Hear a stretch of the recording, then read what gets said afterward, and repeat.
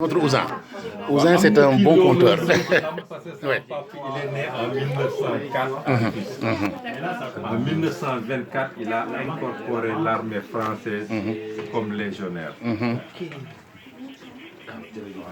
Loolu moom en 1936 mu la ñëw France.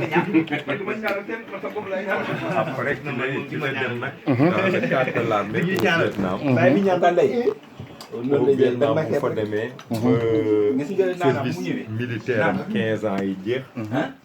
Il est resté civil, travailleur civil, nekk dans la chefferie, c'est-à-dire ñi daan defar pont yi les ponts et en France, d'où le pont Doumer au Vietnam. D'accord. ñi ko liggéey la bokk. Bon foofu la rencontré sama yaay. J'ai des grands frères yu fa juddoo Badara Faye. Badara foofu la juddee. Jeanne Faye. D'accord. Fatou Babacar Khadijatou et Fatou Faye. D'accord. Okay. Donc Ousmane. Il y a 7 enfants il faut juddoo. Waaw. D'accord. Bon ci la doog di jógee Vietnam en 1955. ñëw à Marseille. Après Marseille mu ñëw à Dakar. Voilà. Man après Omar judd 57. Hassan 58 man 1960. D'accord. Donc du coup mon père il a quitté le Sénégal à l'âge de 24 ans. Il est retourné en 1956, 32 ans ou 33 ans après. Voilà. Donc, en gros, bon, bi mu ñëwee nag il ne voulait plus réincorporer l'armée sénégalaise parce que boobu il avait reçu au moins 7 impacts de balles au niveau des jambes, des bras et du ventre. Par contre le général Jean-Alfred Diallo moom moo ko mayoon jabar au Vietnam sama cousine yaay la ko may au Vietnam moom moo nekkoon njaatigeem. Waaw mais ñoom bi ñëwee ils ont réincorporé dans l'armée sénégalaise. Continué moo tax ñu yor le grade de général moom ak Wali Faye. Waaw mais ils ont trouvé mon père au Vietnam. D'accord. Après quand le papa a quitté le Vietnam, il est venu en France. En France à Voilà, Marseille. à Marseille. Il a vécu à Marseille 1 an. Après le continuer au Sénégal. D'accord. Et à Marseille, il a fait quelque chose. Ils ont construit les ponts. Qu'est-ce qu'ils ont fait en France? À Marseille, il était déjà démobilisé. C'était tout juste pour nous d'aller régler ses pensions. D'accord. Après, au Sénégal en 1956. D'accord. Mais il n'a pas fait quelque chose pour, comment on dit là, ce sont les militaires qui ont sauvé Raoul. À une époque, la France était en difficulté. Oui, le débarquement. Le débarquement, voilà, de Toulon, voilà. À Toulon, voilà. Il avait l'habitude de le dire. Quand il débarquait à Toulon, la France n'avait pas 1 centimètre carré de libre. C'est ça que je voulais que tu dises. Ouais, d'accord, très bien. Il a débarqué à Toulon en juin 45. D'accord. Et la maman, quand elle est arrivée au Sénégal, est-ce que c'était facile? Je rappelle qu'elle est vietnamienne, c'est ça? Vietnamienne, elle ne parlait pas le Wolof. C'était pour la première fois que nous sommes en Afrique, c'était difficile. Difficile, ouais. L'anecdote, nous fait que nous lekk cere dafa ne sama papa mais yéen ciment ngeen di lekk. Parce que buñ ko siimee ba raax ko noonu day niroog ciment. Voilà. Et puis mu ne sama papa yow sa mbokk yi ils ne font qu'aboyer. De parler fort. Parce que looy wax daan waaw. D'accord, ok. Boo defee ne dañuy aboyer. D'accord, comme des chiens, ouais. D'accord. Donc c'était pas facile. Dans du premier coup de leen ragaloon. D'accord. Bon, avec le temps, mu intégré. Voilà, c'est ça. Mais je reconnais que intégration totale la def. Parce que finalement. Parce qu'elle a été entrepreneuse. Voilà. Elle a beaucoup travaillé. Elle a beaucoup travaillé. Voilà, c'est ça. Voilà. Elle fait partie des premières à introduire. Éduqué aussi. Parce que le vieux, pratiquement, du milieu au Sénégal, il n'avait plus de force. Mais mère bi moo ñu éduqué ñun ñëpp suñu déroulement de carrière jàng moo ko géré woon wax dëgg yàlla. D'accord.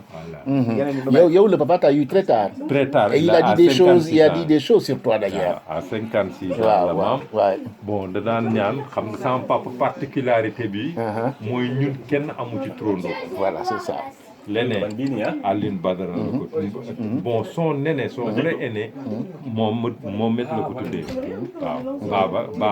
Babacar mu tuddee Badara mu tuddee Ousmane mu tuddee Omar mu tuddee Assane mu ne su ma amee Ousseynou yàlla mën na maa rey. Bien, Moi je d'accord. suis né il avait 56 ans Il avait 56 ans, d'accord. Ok. et il est décédé j'avais 9 ans. Ah, oui, d'accord, ok.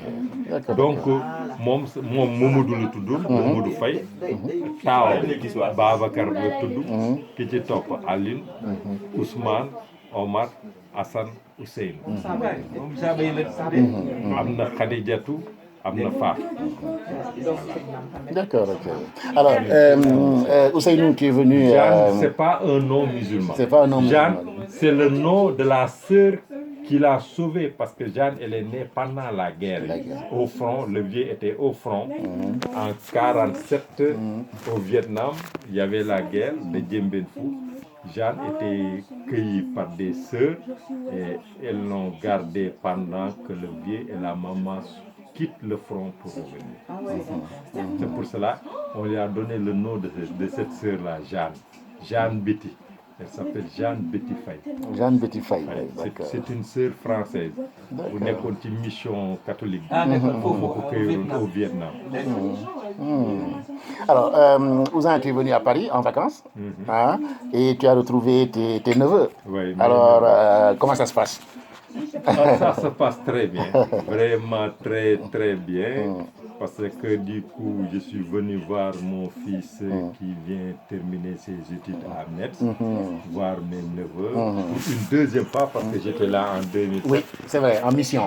En mission. Oui, c'est vrai. Mais cette fois-ci je suis venu en congé. En vacances. En vacances, voilà, comme vous le dites. Voilà. Nous on dit congé, vous êtes en vacances.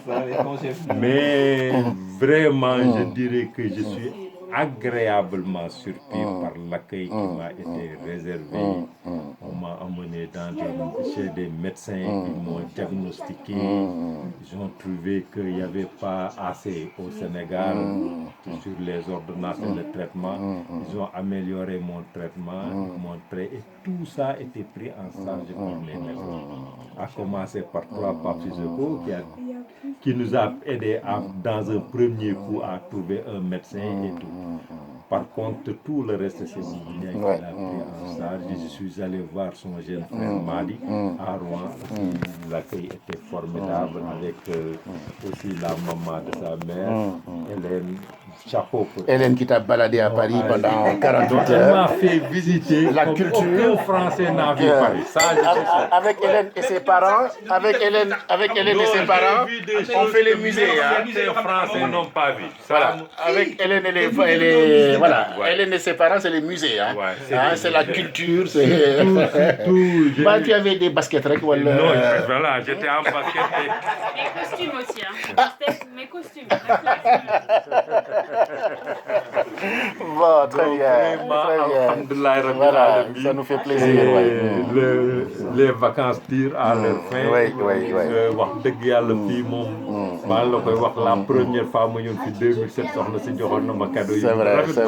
Sénégal macha allah. Parce que tamit mbokk loolu lay jariñ. Yow on s'est connus, on était entre 7 ans 10 ans. Tout à fait, très jeune. Très jeune. Donc en 1978 laa njëkk a ñëw seen kër Sadio ànd ak Sadio. C'est ça, tout à fait, Sadio, déjà. Mais bien avant, j'étais parti à Bargny. À Bargny, c'est ça, avec Dabo. J'avais presque 8 ans, peut-être 8 ans. Donc c'est vraiment yàgg na quoi, très bien. Et yal na yàlla gën a dëgëral taxawaay bi. Dëgëral mbokk gi. Guddal fan wi wéral cër yi. Ibbi xéewal yi. Saawaan baawaan. Lépp lu ñu ñaan daal yal na ko yàlla fu kawee sunuy njort. Lépp lu ñu ragal yal nañu ko yàlla dàqal ak jaay Seydou bu Diop. Wax dëgg yàlla saxal jàmm ci kër gi. Jaay Seydou bu Diop loolu moom wax dëgg yàlla moom. Et comme j'ai l'habitude de le dire, j'ai fait 37 ans de service. La première fois où j'ai de vraies vacances. De vraies vacances, quoi. Mais c'est parfait, on est content. Voilà, un mois, ma noppalu ko. Kenn dérangé wu. Kenn dérangé wu, di nelaw à l'heure, di lekk à l'heure. avec un régime surveillé. Surveillé. Ça, je le dis. On le J'ai dit pas par de- Hélène, surveillé par Hélène. Surveillé Waaw, par waaw, waaw. Hélène. Hélène est Parce que xam rigoureuse. nga moom vraiment loolu moom fii de je reconnais que Ça, c'est vraiment bien, c'est maa ngi bien. koy doog di dund C'est quoi, très wax très dëgg bien, yàlla. très bien. waaw, vraiment. En tout cas, les neveux, man, je les respecte beaucoup. Ils sont très polis, très... On est très famille, quoi. Tu vois, man, j'ai 2 familles ici. Moi, la famille de Tidiane, Diallo, et Bou. Suñu amee manifesté avant, on se fréquentait tout le temps. Mais léegi la vie de famille fait que c'est plus difficile. Mais ñun tout le temps, Tidiane, Boubou Ndiaye. Avec évidemment ñoom Madi tout ça. Su ma nee Boubou Ndiaye, c'est la famille. Hein. ouais. Su ma nee Tidiane, il y a son frère, Yaya, tout ça, Bokar. Nous, on était tout le temps ensemble. Voilà, si on a un problème, Boubou Ndiaye, tout de suite, il saute. Si on a un problème, Tidiane, il saute. Nous, c'est pareil. C'est la Voilà, famille, hein, ouais. donc vraiment, c'est la famille, quoi. Je tiens à te le dire. Et depuis très longtemps. Depuis longtemps. très longtemps. Padoua, tout ça là. Donc, voilà, quoi. Il y a le dem qui kanam rek. Et que Dieu nous donne les moyens, vraiment, et de préserver. Voilà. Vraiment. Et que mutuellement, on se prenne en charge, qu'on se respecte, qu'on s'accompagne, voilà. Boubou Ndiaye. ma ko fay. man yàlla xam na daa dee rek ma jooyloo nag non non bàyyi tamit daf de seede nga xam te ni moom la lay defal aussi sama diggante sama borom moo xam ne moo tax may wax lépp lu ma ŋaan xanaa ma bañ koo ŋaan lépp lu ma wax rek mi ngi bu dee course la wala lu mu doon lu ma ni tataan lu ma ni Boubou Ndiaye bala maa àggale bu ma tataan ne baa ma defal la te loolu wax dëgg yàlla En France ici, en France c'est très compliqué Lolo. C'est très compliqué. Effectivement. Très compliqué. Voilà. Tu vois. Très compliqué. Ah oui. Tout de suite. cër la liggéeyam li muy métti aussi boo kii aussi moom ñoo déplacé ñëw waay suñu déménagement bi ñoo xam doon déménagé ba léegi si bagage yaa bëri pare ko mais parce que mën naa meuble yi yëpp moo ñëw bàyyi liggéey ñëw di ko monté tout ça ànd ak seen ay xarit ak seen yeneen cousins yi tout ça nit ki tamit wax dëgg yàlla bu nit boo leen nit di defalee dara aussi tamit bu ay mbokkam taxawee nga wax ko mooy yoon ku gërëmul nit doo gërëm yàlla. Exactement. te tamit nit ñi li may wax kenn moomu leen. kenn moomul kenn de. kenn moomul kenn. lu ma soxla Dakar mu ne ma tataan lay bàyyi bu ma demee indaale la bu ma demee indaale lu ma soxla wax dëgg yàlla sama diggante yàlla bu ma tax di wax lu ma soxla wax dëgg yàlla man yàgg naa ko wax yaayam nee naa ko man Boubou Ndiaye je sais pas yàlla ma boole ñoom yàlla ma boole yàlla moo koy yal na ko yàlla saxal.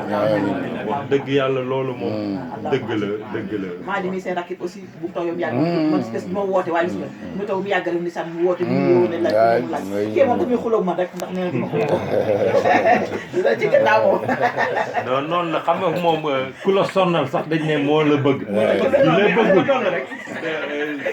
sa ignorance sax daf koy yomb daf koy gën a neex. danaan moo ma noppal. waaw te loolu yëpp wax dëgg yàlla sant yàlla la parce que tamit yombul. et puis xale yi am yàlla na aussi xale yi am yàlla na wax dëgg baax ñu am yàlla. Et bu ñu fàtte Ndeye Dabo moom comme on dit là. dañuy ñaanal rek. Ndeye Dabo daf ñuy ñaanal rek. Parce que dafa bëgg bokk. Elle aime beaucoup la famille. Ndeye Dabo aime beaucoup la famille. te gis nga yéen seen kër Ndeye Dabo laa gën a xam. oui non moom moo gën a parce que kii. moo doon gën a ñëw Voilà. parcelle. moo doon gën a ñëw parcelle. Et bi ñaan na tamit. bindoon na Voilà. man day beneen kaam la ko. su ma ko woowee day ne sama frère. Elle est très ouverte. Elle est très ouverte. dina Elle wax est a très wax a wax ouverte. wax ba. da ngay rus. Elle est la très ouverte. politesse li gën a jafe. non yaru moo am solo.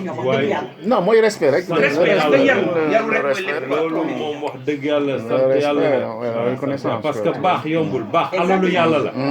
tey jii nit mi ngi lu dul jeex. te baax mais mënul baax. bu ko bëggee da ngay gis sax day toog. gis ko def lu baax. bu demee ne dinaa ko def du ko def. mais nit it mënul bon. boo xamul luy mbon. luñ la tooñ di nga mer ne dinaa fayu mais doo ko mën. waaw moo tax li ñu naan li tubaab bi naan merci c'est un petit mot. mais ku deful dara duñ la ko wax. duñ la ko wax. Ouzin tu es un conteur hein, c'est bien. léegi Tidiane la bëggoon mu ñaan. Tidiane on va profiter sa ñaan. Il faut pas oublier Hélène aussi. On n'a pas oublié, on a parlé de Hélène. C'est quelqu'un qui est vraiment. Elle n'est pas tubaab elle. Non pour moi. Si, il y a une tubaab. Toi le pauvre. Non, waaw, mais elle est tubaab. Non, mais si tu veux. Elle doit réclamer son tubaab et tout. Elle est vraiment, si tu veux, elle est vraiment rentrée dans cette famille. Donc du coup, si tu veux, Comment je vais expliquer ça? Non, alors je vais te le formuler. Je vais te le formuler. Viviane bu Ablaye Wade dañ ko laaj lan nga mu ne je suis française de l'ethnie wolof. Voilà, c'est ça. Alors man j'ai une formule. C'est ça, c'est La personne n'a pas de couleur. Voilà. Une personne n'a pas de couleur. Ouais. Voilà. Voilà. Hélène, c'est ça. Moi, Hélène, je la regarde jamais. Non, j'ai bien compris, Ndeysaan. Comme quoi que moom dafa ñëw rek dugg ci famille bi daal. C'est ça. C'est plus loin. Mais c'est la personne, c'est la personne. ci papa mag yaayam. semaine bi barki démb ak démb yëpp ci papa mag yaayam laa àndal la. C'est la notion de personne. ñoom ñoo ko jox culture boobu. C'est ça. C'est la notion de personne.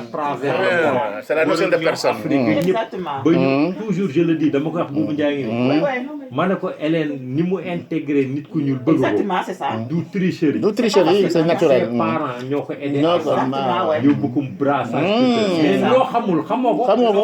Voilà. man je dis que ne tubaab. li ñu leen di taxé fële naan dañu soxor duñu saraxee ak Il faut nga ñëw ba man fii. gëmuma lool de. Non. mën nañoo dimbale. waaw. mais dañu il faut dañ ko xamul. buñ dañoo ragal aussi dañoo ragal aussi. dañu ragal. Dañoo ragal. parce que tamit loo xamul xamoo ko yow yaa ngi naan kii bu dafa ñàkk bu ma ko saraxee est-ce que du ma saaga wala mu mer. Exactement, c'est ça, waaw c'est du ça, ko def. c'est ça. voilà mais gis naa ne nit ñu baax lañu. Ah non, ñu baax la ñu. leen moom kooku moom man mi personnellement je sais. Et gis nga baaxaay ce n'est pas une question de couleur encore une fois. ci tubaab yi am na ñu baax ci nit lu ñuul yi man dama koy jàngale am na ñu bon. waaye ñu bon tubaab yi ay nit lañu. c'est tout ay nit lañu mais africains yi ñooy bëgg rek di daan dañu saxoor dañu kii xamul ñu leen africain yi dafa paresseux tubaab dafa bëgg kuy liggéey et ku nekk juste. Serigne Touba C'est tout. nee na Voilà. am na ñetti jikko yu ñu war a jël ci tubaab. fonk kilifa. kilifa. teel a liggéey. teel a xëy nangoo liggéey. nangoo liggéey. bind na ko ne ñett yooyu moom li ñuy kàccoor war nañ koo topp ci ñoom. waaw nangu nañoo liggéey nangu nañu teel a yeewu te fonk nañ kilifa. Effectivement. waaw fonk nañ kilifa. bon boog yal nañu yàlla dolli suñu. amiin sëñ Tidiane. et ñu ñaanal Fat Faye xam naa mu ngi ñuy ñaanal partout ak xaritam la xaritam bu baax la donc mu ngi ñuy ñaanal et ñun tamit ñu ngi koy ñaanal quoi voilà Fat Faye c'est Pape Dabo loolu la wax. voilà Pape Dabo en plus ne ma yow li sama yaay daan dox. moom ngay dox. eh ben c'est parfait. parce que daan def at mu jot mu bëgg ñëw France seet ci ay doom. Tout à fait. yow tey ji loolu nga def. Ah bah c'est bien, c'est très te bien. Fatou moom. Voilà, ça c'est bien. En tout cas, on est très content quoi. Voilà, très bien. Tidiane sa ñaan yi na dal de. ñëpp ñu ngi koy xaar de. ñëpp ñu ngi koy xaar. ñaan bi dal ko. Tidiane am na ay affaire de. il a des affaires dara man de amul dara tàngay ma jël lépp. non man gëm naa ne bu ñaanee rek mu am parce que nit ku dëggu rek moo am solo. waaw. te moom dëggu na ci li muy wax. waaw lu mu gëm la. bon bu Tidiane, jox ñu ñaanee affaire yi. yàlla rek yàlla def ko. jox ñu affaire yi. ba allez tàllal leen loxo yi. allahumma amin amin ya rabbi amin amin allahumma amin amin amin amin ya rabbi amin ya rabbi amin ya rabbi Amiin alhamdulilah alhamdulilah. moom day dal. Voilà.